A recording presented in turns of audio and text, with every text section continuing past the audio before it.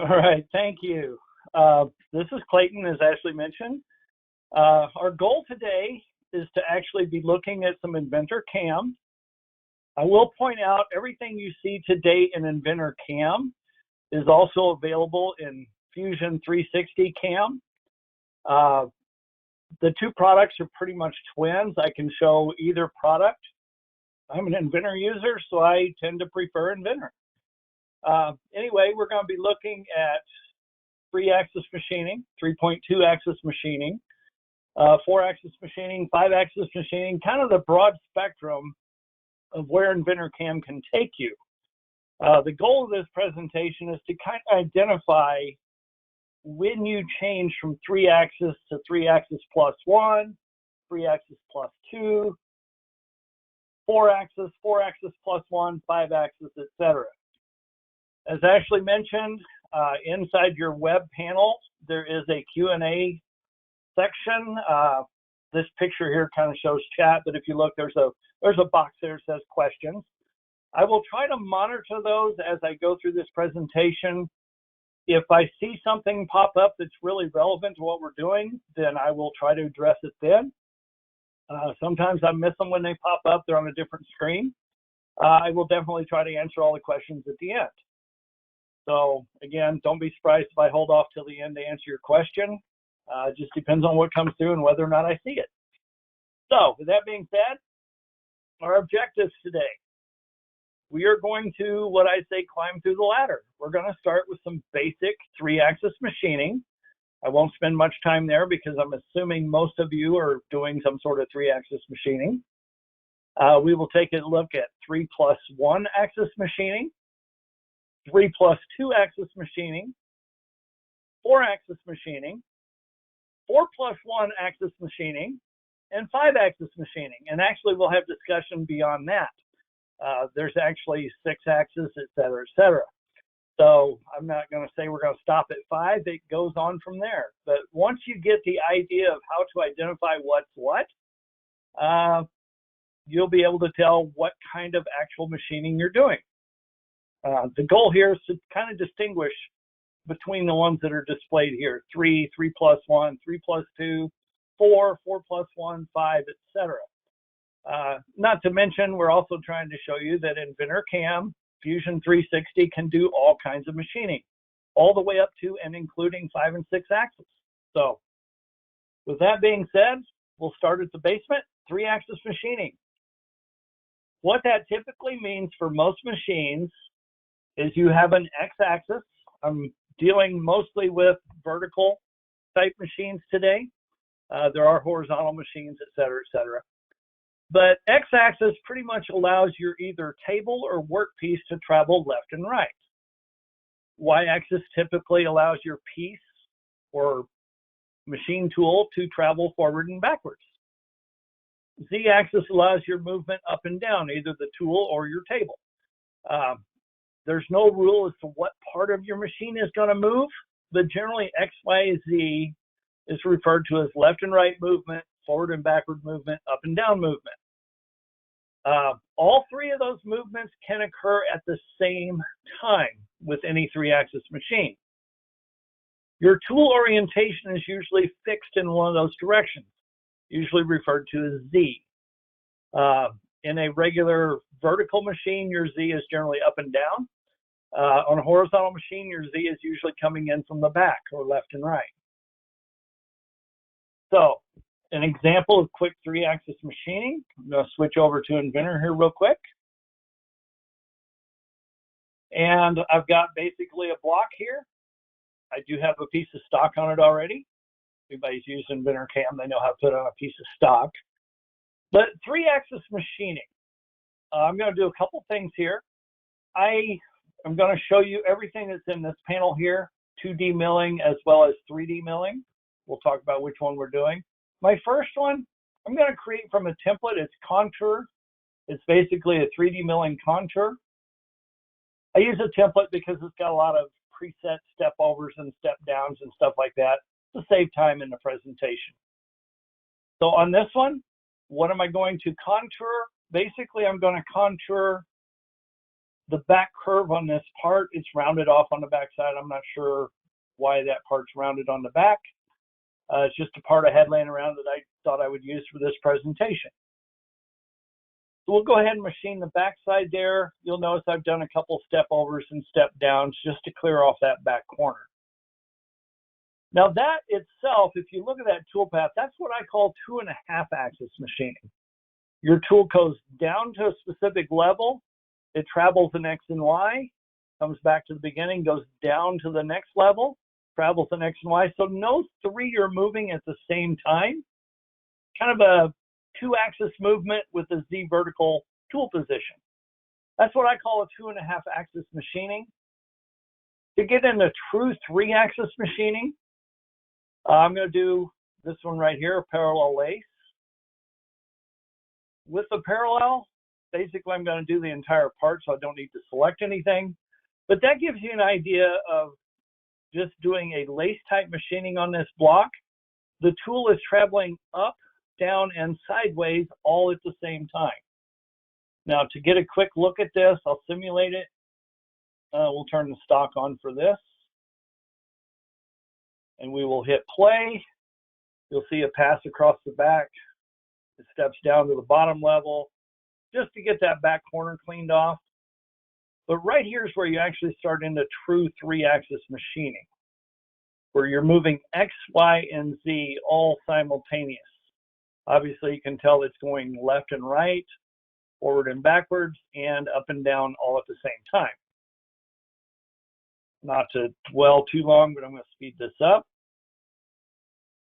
But that is a very typical 3-axis machining. In a nutshell, I did a contour and a parallel. See, there's 2D contour and a parallel. Now, with that being said, I'm going to post-process most of what I'm showing you today. I am using a Haas Machining Center 750. I just randomly chose one out of the preset tool library. That's what I'm going to use today for demonstration, is the Haas 750. If I post this out, take a quick look at the code. I want to point out it is a 3-axis machine. So even with this machine, you will see a B and a C axis rotary. Now, obviously, they're both set to 0. They're not being used. But I do have a full 5-axis machine I'm going to be using for this presentation. With that being said, even though it is a 5-axis machine, you'll notice all of my movement is simply 3-axis, X, Y, and Z. So this is very typical of what a program would look like with X, Y, Z movement. Very simple 3-axis machining. All these are moving simultaneous. So each line is causing the machine to move in 3 directions at the same time. Simply referred to as a 3-axis machine. You won't see much else in here besides the 3-axis. Like I said, I did want to point out I am using a 5-axis machine. It does have rotary codes in it. They're just not being used right now. So this is an example of just a 3-axis machining program. So that's kind of where it all starts out, with 3 axes.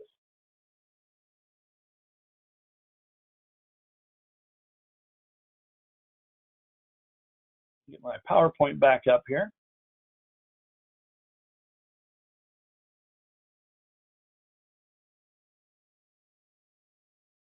There we go.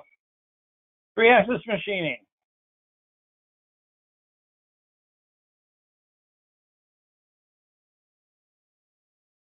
Okay, so what exactly is 3 plus 1? Because again, I'm going right through the ladder, progressively getting deeper and deeper. Basically, a 3 plus 1, or what people would call a 3 plus 1, is you have your typical X, Y, and Z movement, just like I showed you. X left and right, Y forward and backwards, Z up and down. The machine you're on to do 3 plus 1 should have an A, B, or a C axis rotation capability. It doesn't matter whether it's A, B, or C. It needs to have at least one axis that would rotate.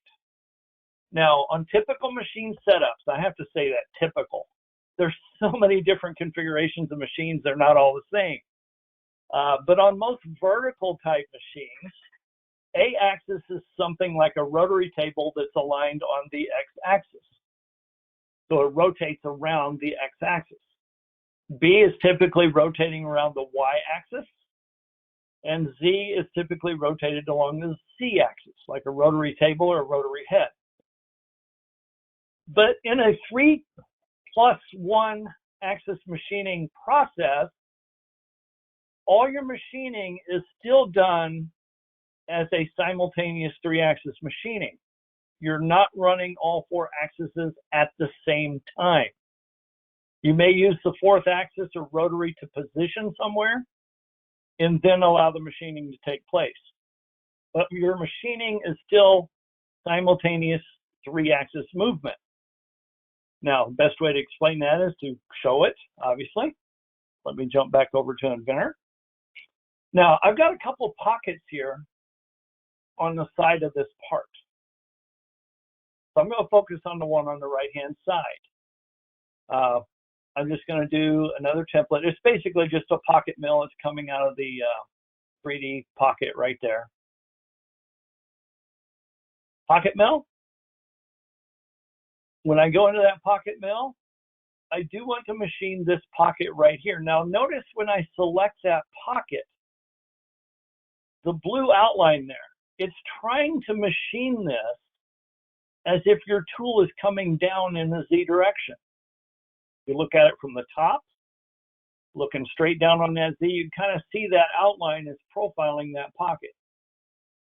Well, that's not exactly going to work well in there because of this space right here. You're going to have a little bit of a undercut. You can't even get to it. Okay, you can tell it kind of undercuts that a little bit.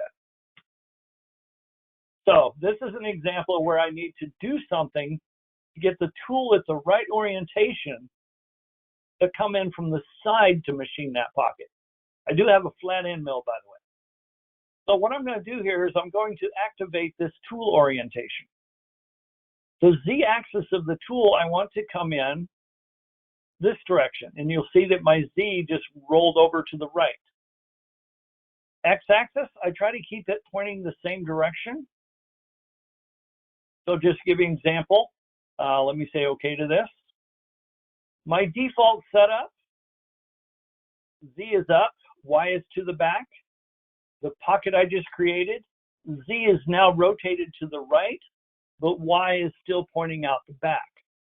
So basically I'm doing a rotation to get from here down to where the pocket is. And it's not at a 45-degree angle, so I can't really show that real easily. But basically I'm rotating the part this direction to get from the top to the side pocket.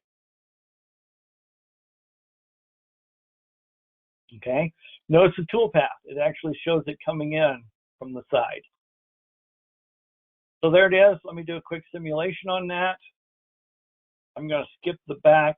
I'm going to skip the roughing. Kind of focus on this. Let me turn this holder off a second so you can actually see the tool. And you can see it just approaches in from that side angle and proceeds to do a flat pocket mill. So basically the entire pocket is still normal 2.5, 3-axis machining. I just had to rotate the part to get to that face. So what does that mean on the output code? If I post-process that, again, using the same machine for everything,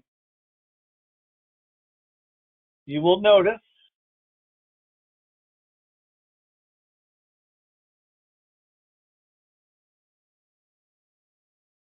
it starts out at 0. Find my line number. There's your parallel. I need to go to next tool change. Right here. Right when it goes into the pocket mill, right there, we're getting a B rotation of 60. Remember, it's rotating on the Y-axis. That would be your B-axis. It is not rotating on the C-axis yet. So we basically have a 60-degree rotation on the B-axis After that, all your machining is still simple XYZ. Got some arcs in here, obviously IJs. But notice, even though I told it to machine the side of the block, this is still referred to as 3-axis machining. You're only using a rotation to gain position. That's why this is called a 3+1. It's 3-axis machining. The +1 is giving you a tool to rotate the part to get aligned with that face. That's why it's not called a 4-axis machining. You don't have 4 axes moving at the same time. You're only moving that rotation to get into position. That's what they call a 3+1.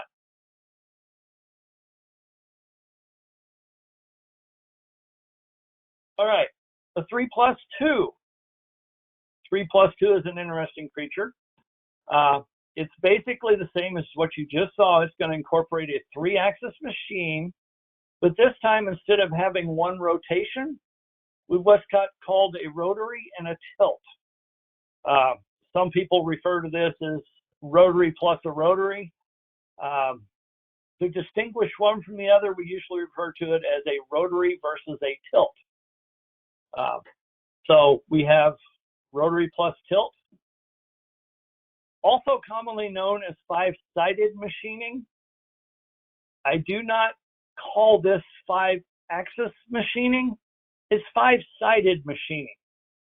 What that means is I can position to any side of a block. Basically, you can position all 5 sides of a cube. There's only one side you can't get to, and that's the one that it's mounted to the table on. It's kind of hard to machine the part of the part that's fastened to your machine. So let's say you're fastening this cube to the bottom. You can machine all other 5 sides, the top and all 4 of the sides. Rotation is used for tool orientation. Tilt is also used for tool orientation. You can use one, the other, or both to get your tool oriented.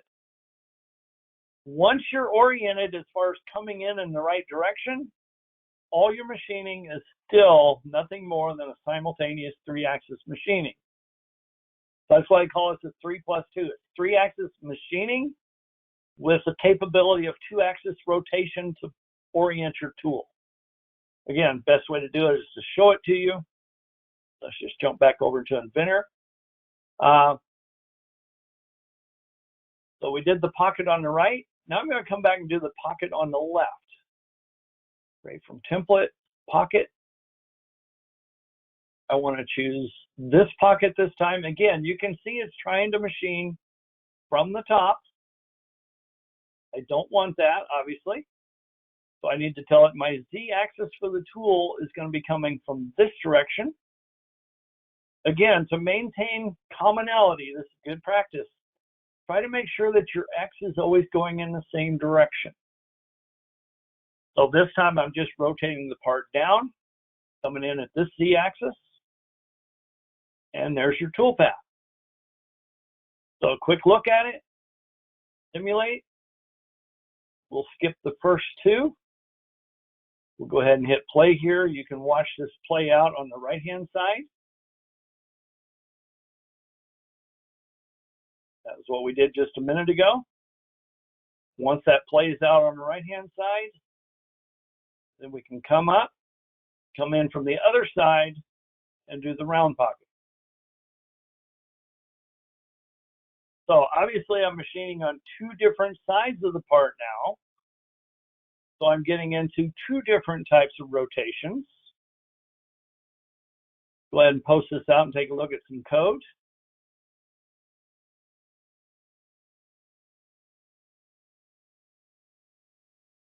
All right. So starting at the very beginning of this program,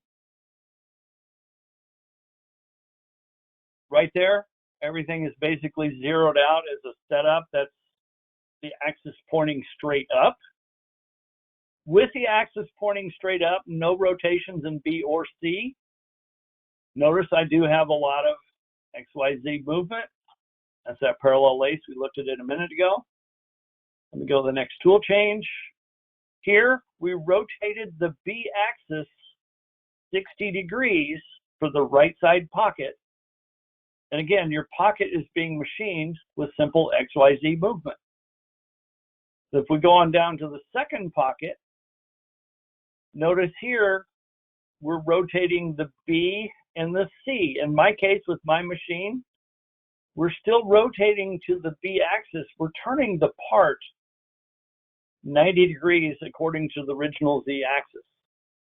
So it's actually a C rotation in this case. So if you imagine that part sitting on a table with a rotary table, I can machine the top of that part, or I can machine all four sides of that part. Basically, C90 would bring it to the front. C minus 180 would bring it to the opposite side of the first pocket. C minus 270 or C plus 90 would take us to the back side, etc. Everything else is pretty much at 60 degrees on the B. That's how much the head has to tip over to basically machine those two beveled faces that I have. So again, you see the B and C axis rotations occurring simultaneously, but the actual cutting is still simple XYZ machining. That's why these are referred to as a three-axis machining. It's either three-axis plus one capability of positioning to an angle, or 3 plus 2. Let me get out of this.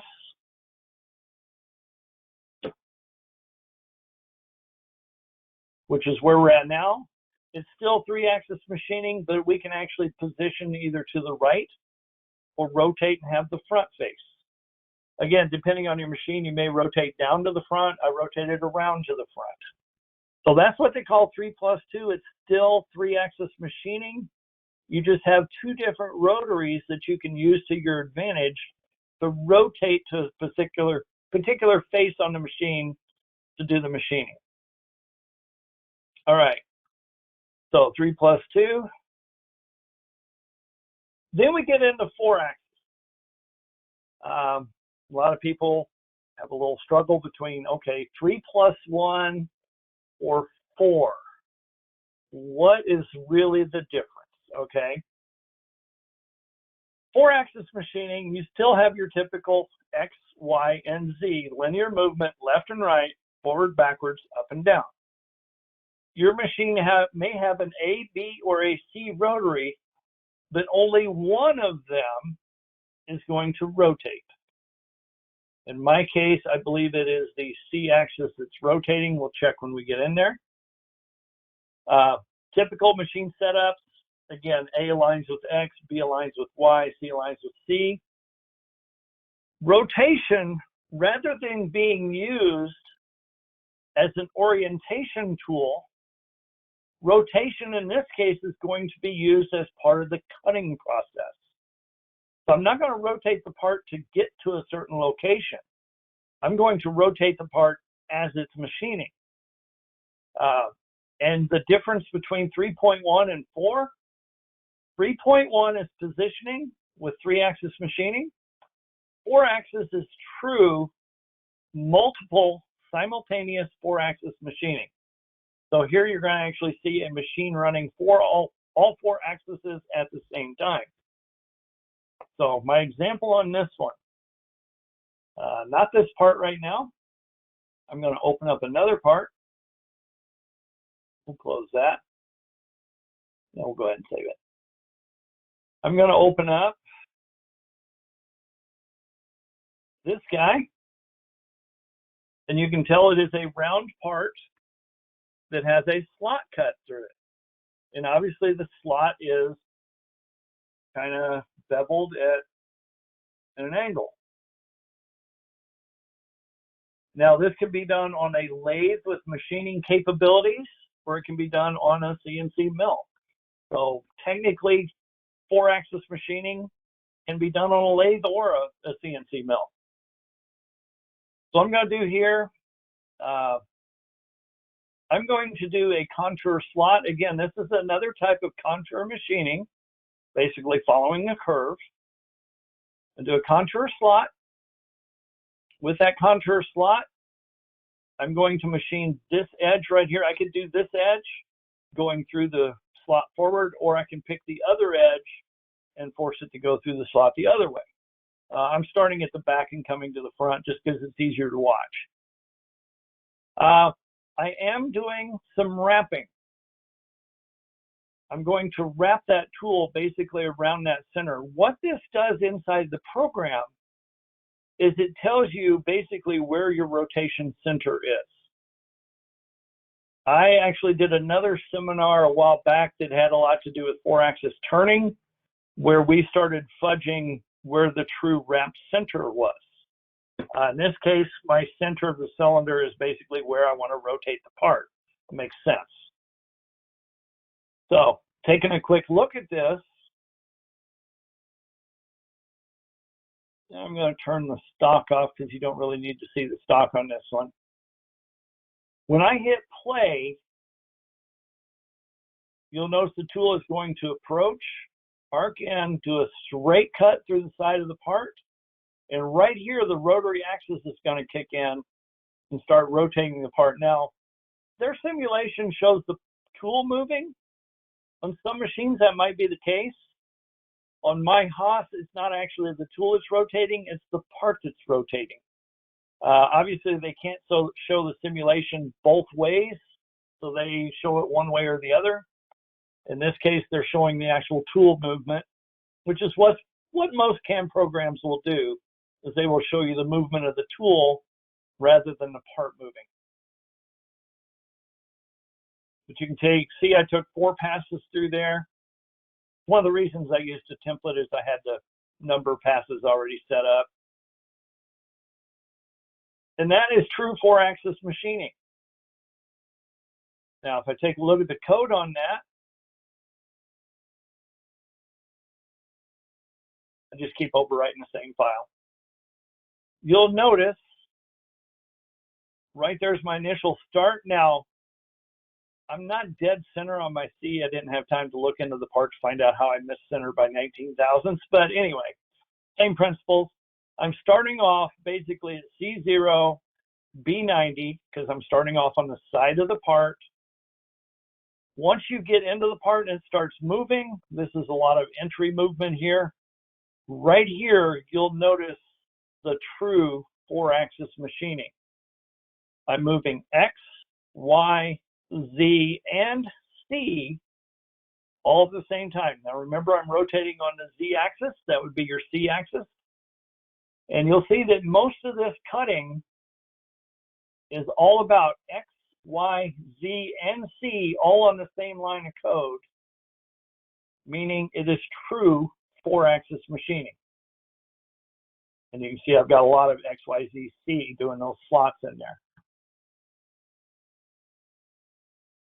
Okay, so that is 4-axis machining.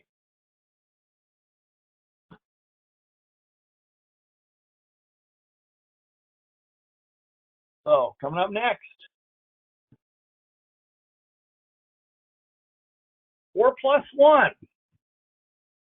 4+1 obviously is going to use the 5-axis machine structure, but typically holds either the rotary or the tilt in a fixed position. So normally 4+1 is a 5-axis machine that's going to restrict or hold either the rotary or tilt in a fixed position. This is obviously more capable than a 3+2 because it is true 4-axis capability, but it's also not quite a full 5-axis capability. All 5 axes may or may not move at the same time. Now, if it were all 5 axes moving, it would be called a 5-axis machine. I really had to dig to find one that was a true 4+1. We are going to see X, Y, Z as simultaneous machining, X, Y, Z, and C as simultaneous machining, but we're also going to see the B axis set up as a rotary to get the position of the part in the right orientation.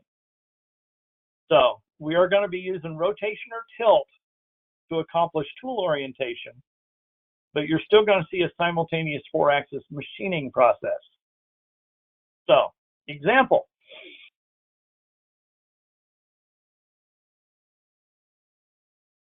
Believe it or not, Let me do it this way.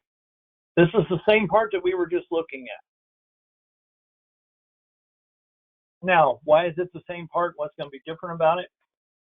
There's the contour I just put in it. But what I wanted to show you, when I set this part up, I put the primary coordinate system in my setup. My primary coordinate system is here. My Z is pointing out the Z direction. So the center line of this part is where the machine is starting out as a true Z orientation. Now, if you look at your tool path, over here, the tool path or the tool is lined up with the x-axis. Where it's coming in is basically in the x-axis. Where it's going out, it's in the y-axis. So the tool movement is actually incorporating x and y. But the problem is where we started out, we're starting out on Z. So even though I've got that weird setup, I can still basically make this work. Let me post-process that again. You've already seen it run. Post this out. And what I wanted to show you here, again, we've already looked at the code, is right here. This B, we are rotating the tool 90 degrees to get from this Z orientation to this orientation over here. So we're rotating it on the y-axis to get the tool, instead of coming in this way, we need it to come in sideways. So we're rotating on the y-axis 90 degrees to get to this red arrow right here. That is the +1. That is getting the tool oriented to where it needs to start. Inside your finished code, you see a B90, and again, I mentioned this earlier, the C was slightly off of 0, but assuming it was strictly perfectly on 0, I think that has to do, I drew the slot wrong. But this right here, the B axis, this is the only time in the whole program you're going to see the letter B, and that's orientation. That's your +1. Once you're oriented and you start machining, then you'll start seeing your X, Y, Z's, and C's. That's your true 4-axis movement after it oriented to a B90. And you might see it again at the very end when it puts the machine back to home. Yeah, right there. Telling it to go back to B0. Those are the only two places you'll see in this program the B axis being used. Is just strictly for orientation to get the tool in the right starting place to do the true 4-axis machining. So hopefully 4 + 1 makes sense. I'm not moving all 4 at the same time. Actually, we are using 4 at the same time, but I needed the 5th. I needed that B axis to get the tool to the right starting position. All right. And obviously it gets deeper from here. So let me close that out. Go back to my slide. And now we get to true 5-axis machining. The true Monty. All 5 axes occurring at the same time. 3 linear, 1 rotary, 1 tilt. Capability, obviously, it's capable of producing very complex parts in one single setup. X, Y, Z, and 2 rotations all moving simultaneously. So it is a true 5-axis machining. Really, it's not any more complicated than 4 or 4 + 1, but here we get into true 5-axis machining. Take a quick look at the program, take a look at an example. I've got several examples here. The first one I'm going to open up is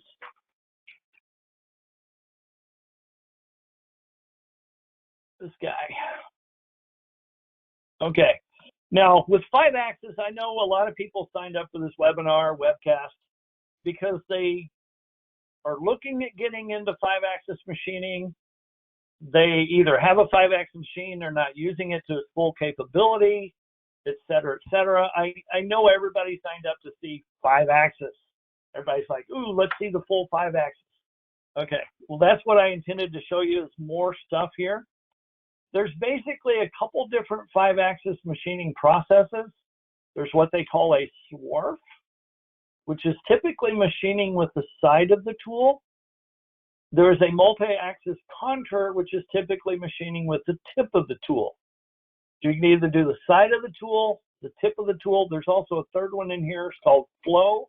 If you have irregular surfaces, you can basically machine surface by surface according to flow lines. That's also more of the tip of the tool type machining. So I'm going to start with swarf. Now, the idea with swarf, let me grab a tool here real quick. 1/2 inch flat, that'll work. Okay, there's two different ways to define swarf machining. You can define it by looking strictly at surfaces. So if you choose surfaces here, your selection mode is usually going to be faces.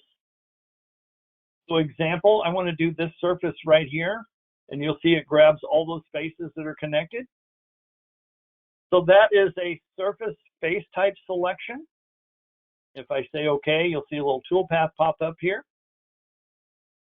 I'll do a quick simulate on it, just so you can see it walk around the part.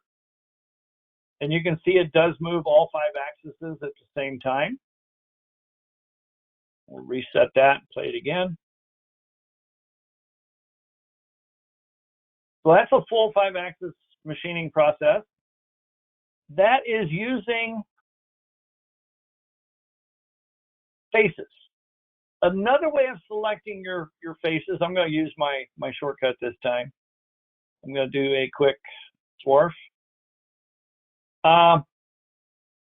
Is rather than using faces, last time I did surfaces with face selection, some people prefer to use part edges.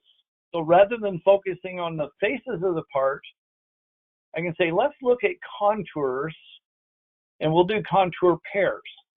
Now what that means is you can basically say, okay, I want this bottom curve to be a contour, and I want this curve here to be a contour. Now, always pick the bottom one first. The blue should be at the bottom, yellow at the top.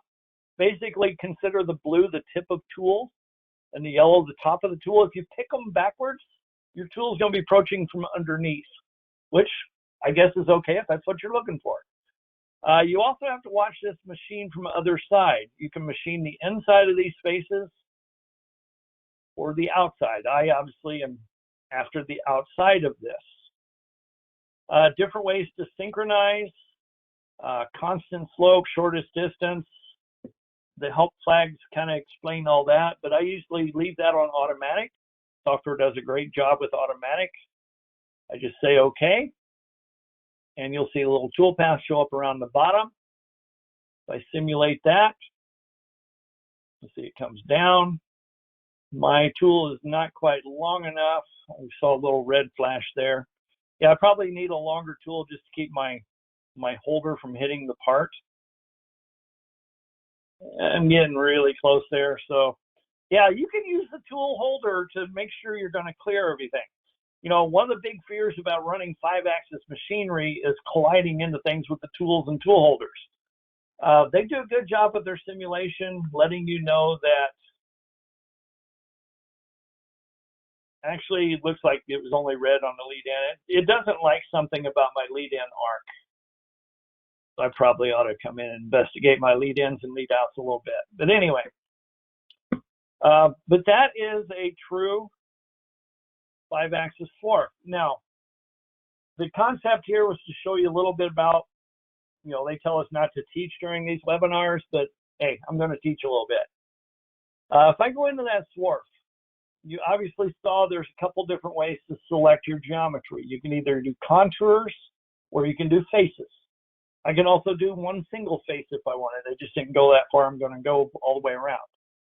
In addition to that, I showed you the machine other side. Over here on your controls page, there's different ways to do cutting modes on these tool passes. Now, by default, I was getting a single pass. Single pass basically gives you one pass at the tip of the tool. And actually, if I go to my setup, both of these are tip of tool passes. If I go to my setup and just simulate this with stock, basically 2 laps around this part, I can pretty much finish the entire part. If I show part comparison, you can see that it's pretty much done except a little cleanup at the bottom. Okay? That's what's nice about this 5-axis machining. Otherwise, you'd be using with those tapered faces, you'd be using a ball cutter, you'd be doing a fine step over and do multiple laps around the part to get it cleaned off. I can pretty much do it in one pass. Now, if it's not a soft material, like I always demo with plastic because it's soft, I can take deep cuts. But sometimes you have to change that a little bit. So just give you an example. Instead of doing a single pass,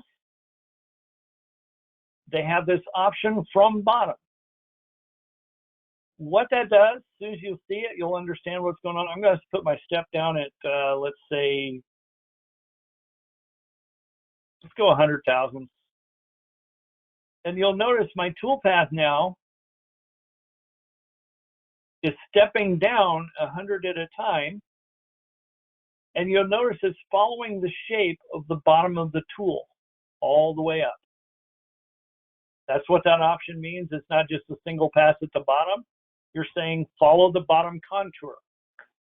Now, when it gets up here and gets clipped off, it's not going into rapid mode. It's going to go ahead and follow that line over to the other side. Let's go ahead and watch this simulate. We'll do it without the stock.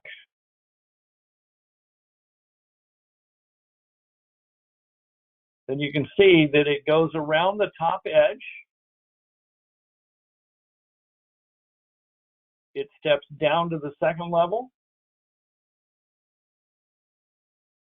Going to come back up, go across, step down to the third level. And you notice each time it comes back up to that top level, goes across, then steps back down on the other side.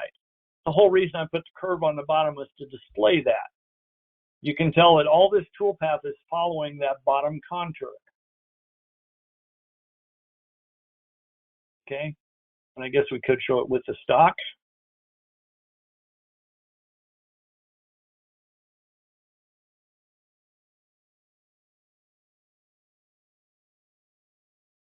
So you don't have to do it all in one pass. You can obviously step down on it.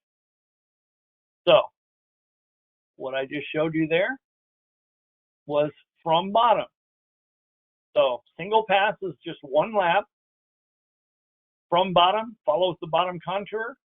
There is a trim from bottom. It's basically the same tool path, but the trim option, rather than drifting across the top, you notice each one of these is going to retract out and rapid to the other side to go back in, as opposed to just feeding across like it did last time.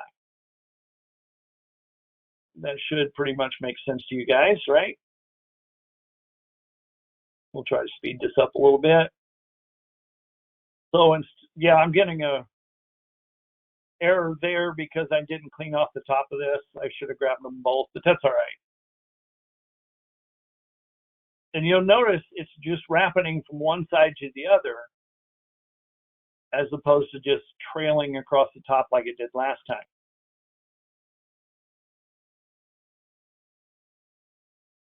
Okay, so all that was following the bottom contours.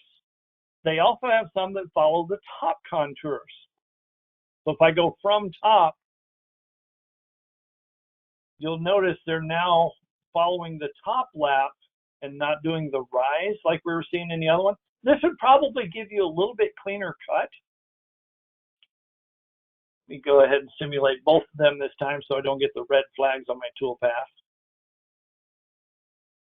So there's the top one coming around. I'm just doing that to get stock out of the way. And now we're going to come in and do the other. And you'll notice it just consistently does layer by layer from the top. And it's going to work its way all the way down to the bottom. Again, a lot cleaner cut than the last one for this particular part. Some parts work better working from top to bottom.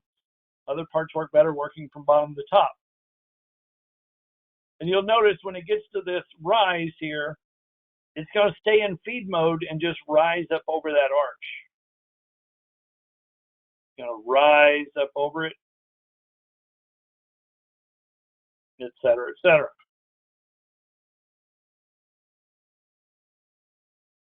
Okay, we'll go into edit real quick.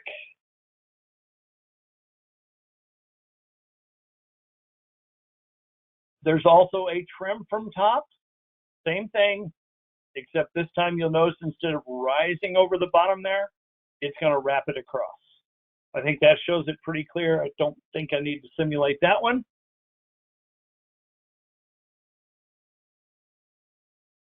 And there's also a spiral and morph. Let me go to the other one to show spiral. I'll use this one. If I do a spiral, step down and let's say 1/8 of an inch at a time,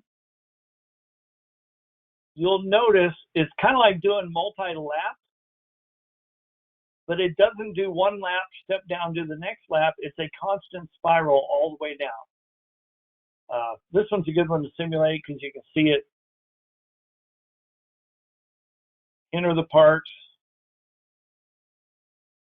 And as it goes around, it's just getting deeper and deeper and deeper into the side. You can tell the right side's a lot deeper than the left side. And right here, there's no step down or step over. It's just in a constant spiral to get to the bottom. So they have good, high quality 5-axis movement here.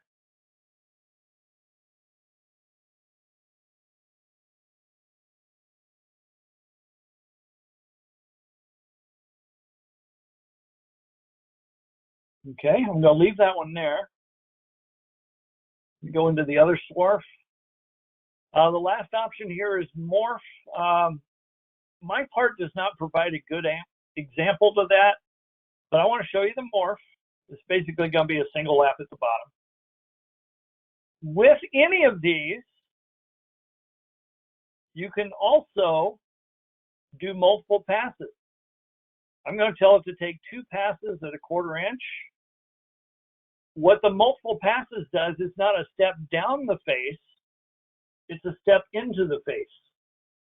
So if you have a lot of stock to get cleaned off, you can make a lap around with a 1/4 inch offset, then step in and do your cleanup lap.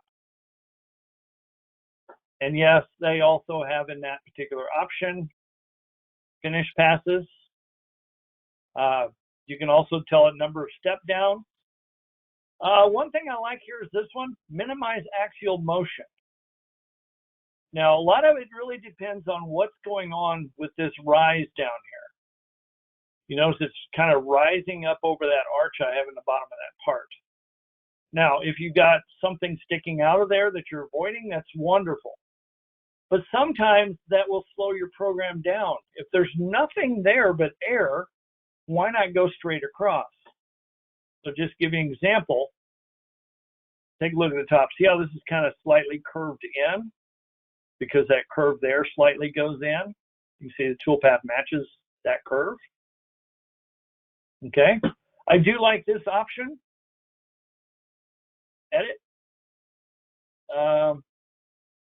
Minimize axial motion.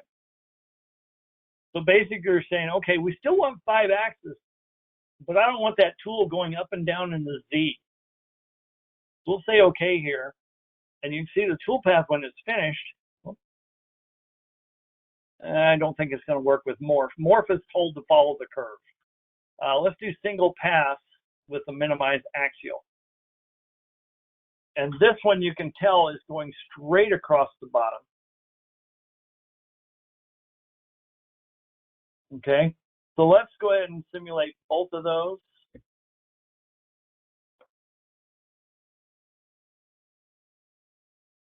Again, the top one, I'll run it fairly quick. There's a spiral going down. I should get the top out of the way. And then the bottom one, you can tell right there in the front of the part, it's just going straight across. Up, it already did on the first lap. Let's rewind that. Let's show that bottom pass again real quick.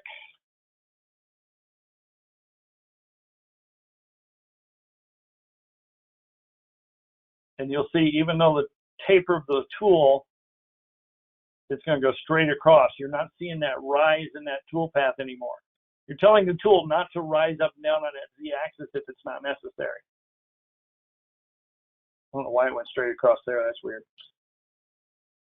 That's what I get for messing with it. Okay. So there's your different swarfs. If you post-process this is the first one I post-processed, you will notice, actually I can pretty much look just about anywhere in here. You've got your B and C orientation. Both of them have numbers in it. But take a look at your code, X, Y, Z, B, and C. You've got 5 axes running simultaneously. X, Y, Z, B axis, and C axis. Pretty much throughout the whole program, you're going to see X, Y, Z, B, and C. Well, I thought most of the program would have it, yeah. There's an X, Y, B, and C. Especially in the spiral, you should see a lot of X, Y, Z, B, and C. But again, true 5-axis machining. Getting close on time here. I've got one other to show you. Actually, 2 others. Let me go to open. This one, I did those 2 pockets a minute ago. I can go into, I'll just do my swarf.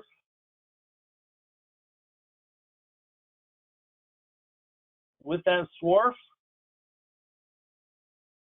I'm going to pick contours. I just want that one and that one and that. You can pick them simultaneous. Make sure your arrow's on the right side of the lines. And there's a swarf on that. Now, one thing I like about doing the swarf cuts with a square tool versus machining these pockets with a ball tool, you can get nice, clean, sharp corners down there. That whole bottom edge is going to be sharp. So if I run this setup,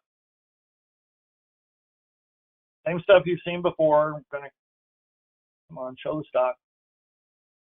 All right. Cut the back off, do the roughing.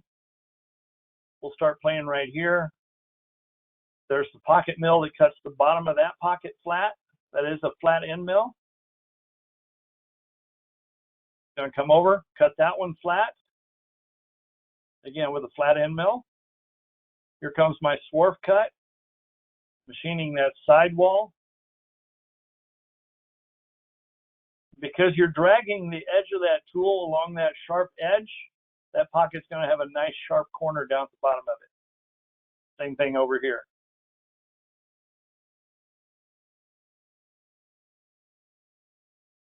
And if you do a show part comparison, again, if you had ball cutters, you'd be leaving radiuses down here in the bottom of those pockets.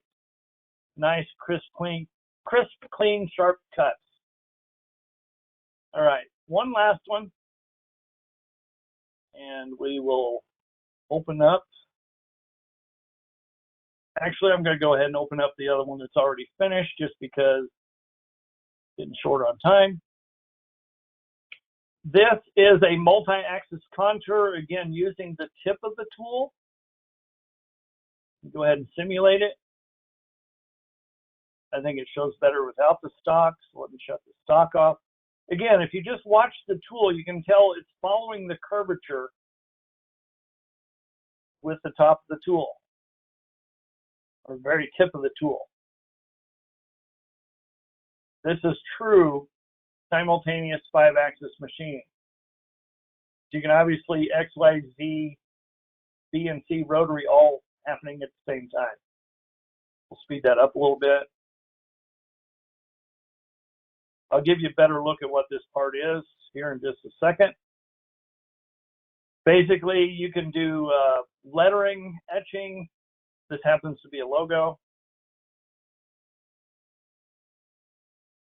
And the part that I'm etching it on is basically, it looks like a button.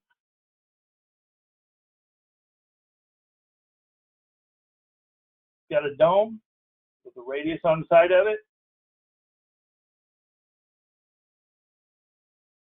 There's a quick top view, Hagerman logo on a nice round part. Again, true 5-axis etching. And that's where I'm going to conclude my presentation. It's amazing how fast time goes. Let's get back to our example. A little trivia I looked up. According to Haas, 60% of parts produced in CNC shops today require machining on 4 or 5 sides. What they had on their site was 5-sided. 60% of the parts produced today require machining on at least 5 sides. I came out of the automotive industry, idler arms, motor mounts, steering knuckles, et cetera, almost every one of those parts was machined on 4 or 5 sides, or even 6 sides. Now, true simultaneous 5-axis machining, less than 10%. Actually, the information that I collected, a lot of information out there said less than 5%. That seems like a really low number to me. I went 10% to make sure I had my bases covered. Less than 10% of parts produced in CNC shops truly require full 5-axis simultaneous movement. Most people can get by with 3+2 or 4+1. Very few parts actually need through 5-axis. And I kind of showed you with some of that on the parts I was representing today. And that's it. If you guys have any questions, I will try to field them in the question box. I don't know if I missed any, but I didn't see any show up throughout the presentation. So hopefully you guys were following. And we're glad you came today. Like Ashley said, you guys will all get a link to a recording tomorrow. It is usually posted on our website. If you're interested in Inventor CAM or Fusion 360 CAM, we do have several videos on our website that kind of overview stuff like we did today. I know I've put several up there. So if you're interested in the capabilities, feel free to browse our website. Hopefully I answered questions that you guys might have had between 3+2, 3+1, 4.1, 5-axis machining. It's kind of tough coming up with examples that show some of that, but not necessarily all of it. All right, I'll wait for a minute or two for questions. If not, I'm going to go ahead and experiment around. I'm going to post-process this last job we did,